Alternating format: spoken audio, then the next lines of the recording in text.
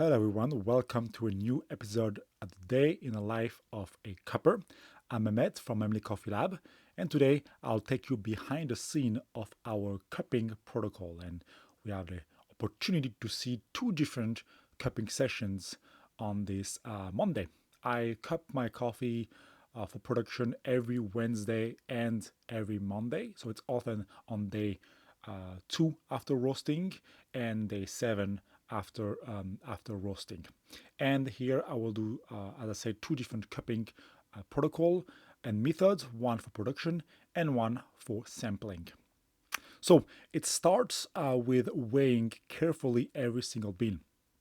A cupping protocol states a relatively fixed and accurate grams per liter, and so it's important to stick to that. And because our coffees are not cheap, I make sure to waste as little as possible of the beans. That's why I'm not just pouring the coffee, but I'm actually measuring all the coffees as whole bean. And as you can see here right now, I'm also measuring the ground coffee. And I grind my coffee on the medium setting, so not like French press, which is more medium coarse, but here, for your reference, on my Didding, I'm on Didding Sweet Lab, and it's the number 8, so around 800 micron ish. It's not exactly 800 microns, but you know what I'm talking about, which is about maybe 25, 26 clicks on a Commandante. And so it's really important to measure your ground coffee as well as your whole bean because often things can change by a few half a gram and grams. And the importance of weighing is that when we are selling our coffees or when our coffees are used by coffee lovers in cafes, offices, and restaurants, the measures are quite precise, right? Everyone is now used to use a scale and timer. However, if in a cupping we are just using volumetric references, like filling the water to the rim, it's not super precise. So about a year and a half ago, I started weighing everything, the whole beans as well as the ground coffee. And then I use a custom scoring sheets using a just about right protocol. So, what is a just about right protocol? It's basically comparing your production batch to the reference batch. So, every coffee that we roast for production has a reference in terms of taste attributes, and we are scoring fragrance or dry aroma, wet aroma, flavor, acidity, body, sweetness, bitterness, and aftertaste. And we give a score of 3 if that coffee matched the reference, 2 if it's okay, all right, not perfect, but okay, and 1 if it's unacceptable, if it's really deviating from the reference. And so I first score the fragrance. So I don't score fragrance and the aroma separately, like in the SCA cupping, but separately, not the same. And I'm weighing the water out. So my water is at 95, 96 degrees, depending on the weather outside. And that's because as you are using your kettle, it cannot decrease to the classic 94 degrees Celsius. And I'm weighing my water. I realized that when you are just pouring the water to the rim, what happens is that different coffees have different density, have different moisture. Yes, the roasted coffee has actually different moisture based on the coffee, and of course, different roast profile will absorb water slightly differently. Therefore, the rim is different from one coffee to another. And when I did this experiment with just pouring and hiding the scale, I realized that there's a deviation of almost 20 grams, right? Instead of, let's say, 12 grams 200, now I'm using 10 grams and 170. But I realized that some coffees, I put 20 more grams of water. What will happen in your pour over if you put 20 more grams? That will change everything. That will change the flavor complexity. That will change especially the texture, right? And so I realized that maybe all this time I probably didn't cup my coffee right. Or, I mean, it was good still because I still do a QC on brewing, which I measure everything, but it adds a lot of time. Here, if I measure my ground coffee and my water, I can make sure that the pour over or the filter coffee will also match that cupping experience. So that's why I started to weigh everything, and you realize that maybe that coffee is not too light, because if you actually measure the water you put in, well, it's actually good. It's not too light, so you don't have to modify things, right? Because we used to use cupping as a way to assess the coffee quality and our roasting quality. But if we put more water in our cupping, maybe we are failing ourselves by our negligence of measurement. Maybe we will then go back to the roasting curve and add more time because we feel that our coffee is too light. But it's not too light. It's because we put more water. You see, just that little thing change everything. And once again, and I repeat it again, it's how you do anything that you do everything. That's why I measure my water out. I'm then breaking my crust, and I don't score the crust smell. The crust for me, it's just an indication of freshness as well as any defects. That's why you can really smell when you are breaking a crust. But the crust has some ground coffee, right? And ground coffee is just fiber cell, which doesn't taste good. That's why we are scooping it out. That's why I don't really score the crust per se. I scoop it out and then I wait often 2 more minutes or right after, depending on how many cups I'm having, to taste the coffee. And because here I'm cupping alone, I'm using the 10 grams for 170.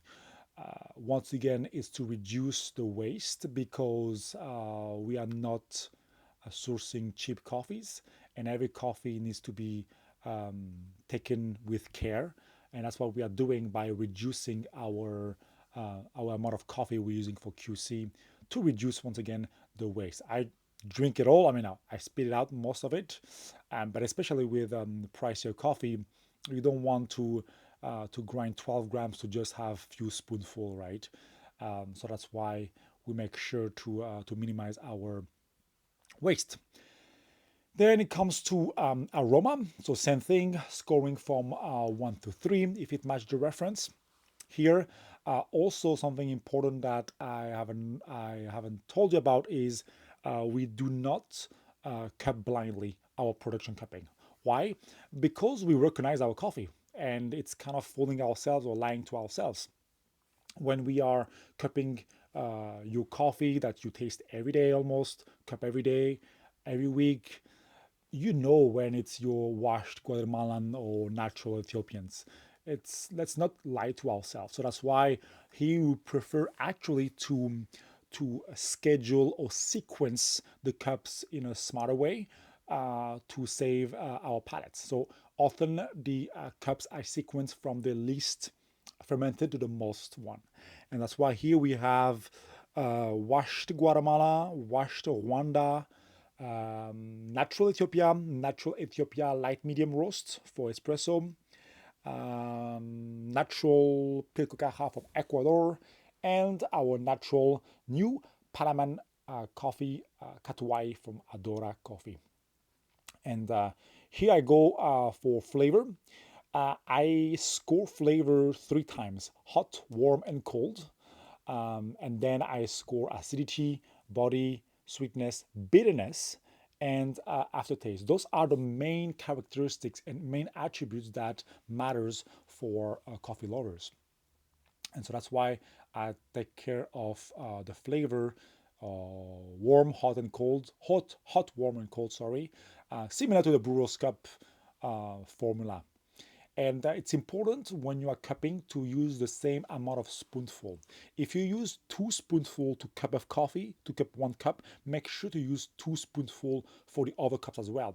And I realized that by training on cup taster. When you train on cup taster, sometimes the level of the coffee decreases, which affects the temperature, which affects the perception of flavor. So it's important to make sure the same spoonful I use for each coffee. Once I go through all the attributes, I will then populate all the score in my dedicated system that tells me if a coffee is good to go or not. And so it's on a 100-point scale or 100%.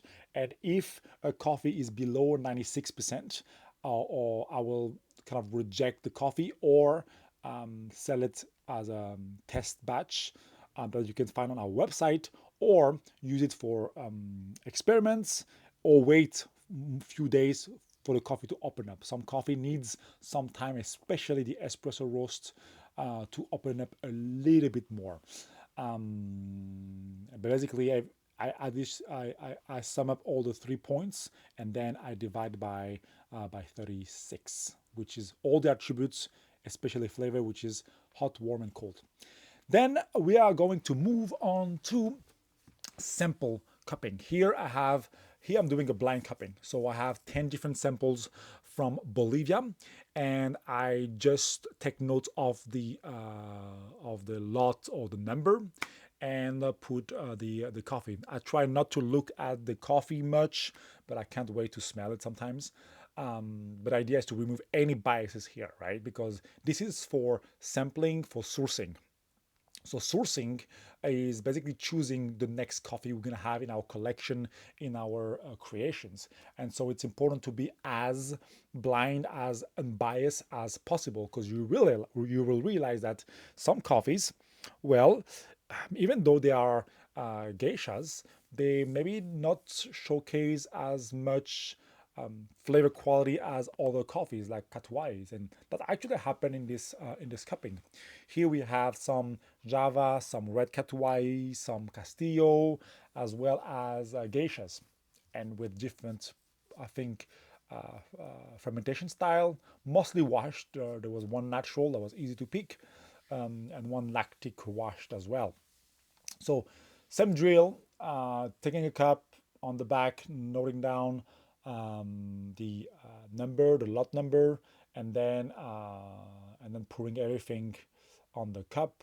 So that was already measured. That was perfect. And try not to look at the label. So that's the difference with sourcing, and I do a lot of different mixes to make sure I'm as biased as possible. So here it's really about removing all your preconception of a bean, of a coffee, and focusing on the flavor that matches a specs, right? So previously we cup coffee to match a reference.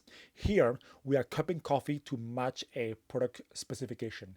And here I was looking for first sweetness, first and foremost, but I also wanted the clean fruitiness and maybe some florality. But the main point here, the silent point, was emphasize a sweetness, but not a brown sweetness that we have in our Guatemalan coffee, but more a syrupy kind of sweetness, if I may, right?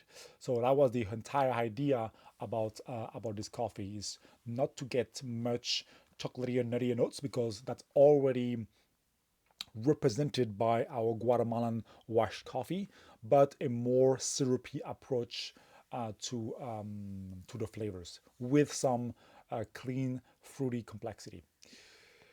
And then is the same exact protocol where I'm measuring my 10 grams in. I'm having 170 grams of water, but this time I'm using a different cupping scoring sheet. I will put it somewhere here. I'm using the SCI, the Sustainable Coffee Institute, because it allows me to score aroma and fragrance separately once again. In the SCA cupping form, aroma and fragrance are scored the same way, but often when coffee lovers brew the coffee, there's this experience of smelling the fragrance of the coffee, and then when we are brewing coffee on our carafe, we are smelling the carafe. It's part of the experience. So the idea is to mimic that same experience that the consumer will have at the end. So that's why I score using this different scoring sheet, which is more or less similar, maybe 1 or 2 points plus minus, well, plus minus 1 point actually, depending on the coffees. And the idea is to approach that cupping from a coffee third wave vibe, right? It's not about, because remember, the SCA cupping form is just here to tell you if a coffee is specialty or not. Technically, the form is not here to tell you if a coffee is excellent, is worth that much. It showcase this, people will love it. No, it's just here to tell you this coffee is specialty, this one is not. Now, we are working with excellent farmers and sometimes importers, and all the coffee we receive are mostly specialty unless they have a defect, which happens here actually in one of those cups. But if you notice, so I'll go through the same thing, and whenever I note down something, I push the cup like I did right now. So the idea is to preserve my palate. When I push a cup twice, I will stop cupping it.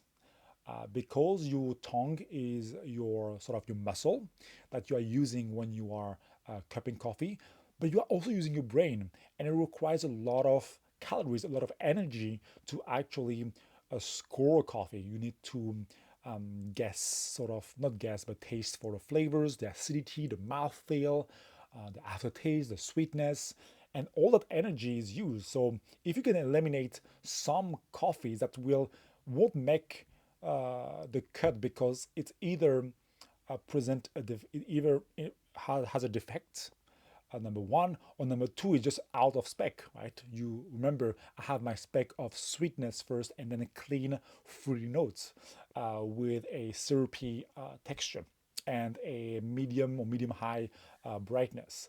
If I have a super light body, or if I have a super chocolatey coffee, or if I have a super floral and super citrusy coffee, it won't make the cut because I'm not looking for those flavors.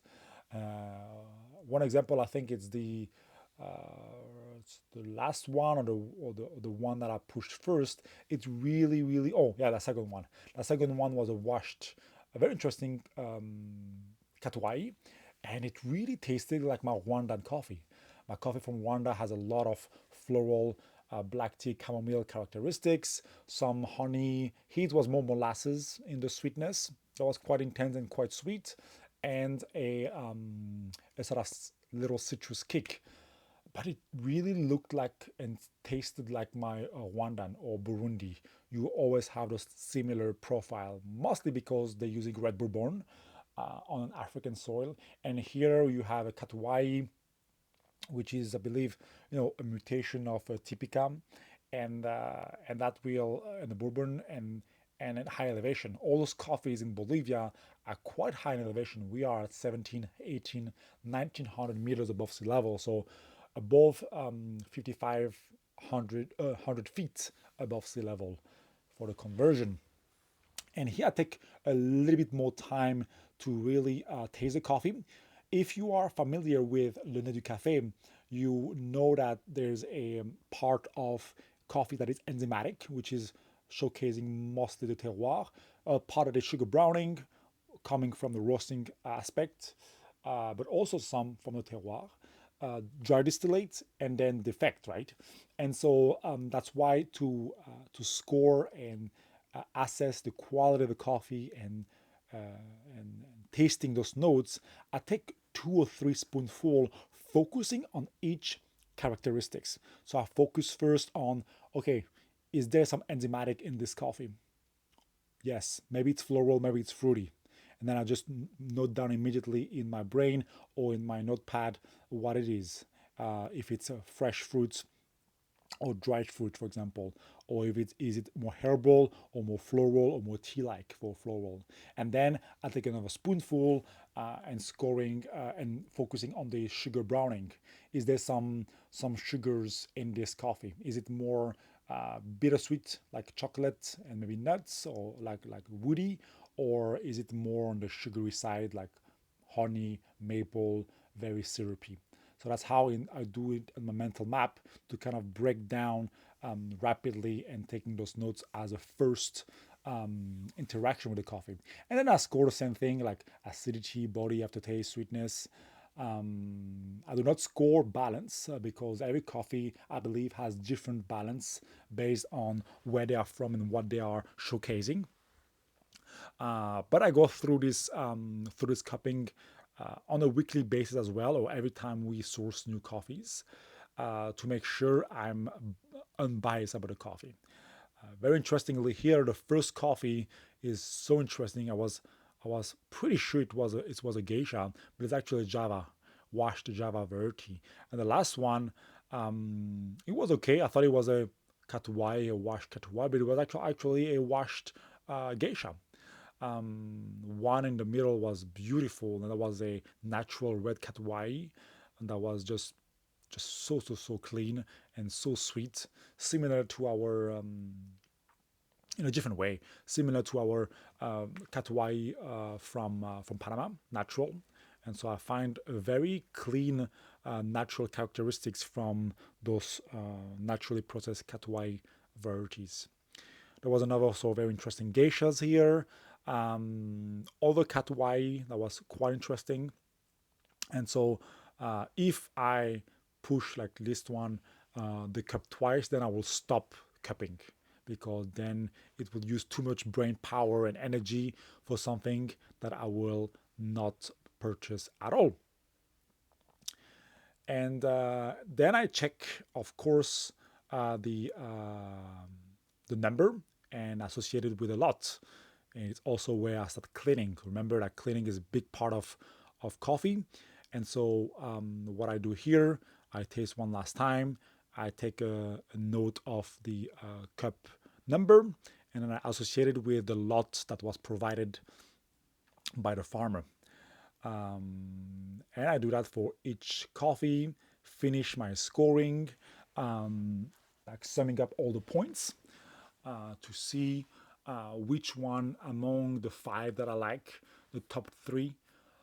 Because no, first all the top the coffee that I preferred, so that's I think top five, and later on I will take the top three based on the specs only, and then that's why we will talk about volume, how much coffee I can buy, I can afford, and how much should I buy to supply for the demand, our subscribers, and our wholesale and retail section.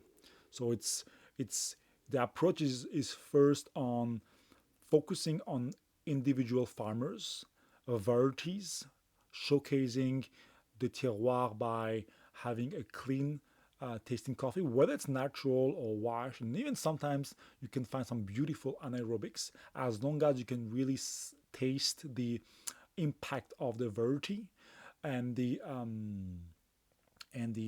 process as well. And then we do the cupping blindly. We have an end in mind, and we pick and select the one that match the best that coffee experience. And then we start talking about volume numbers. We never negotiate for prices for our coffees. We just pay whatever the farmer prices the coffee, because we believe that they should have a fair amount of money for the amazing job that they have produced. These samples are all from the same farmers and processing aspects. Helped by the process from Typica US, that help us to get like a nice platform to communicate with the farmers and and trade directly with them. So that's basically about it. When it comes to cupping, you've seen here two different cupping style, one for production, one for sourcing. We have another one for profiling, which is very similar to sourcing, except it's the exact same coffee that we sampled, that we profiled 3 to 5 different time ways based on the roast. Thank you very much and see you next time.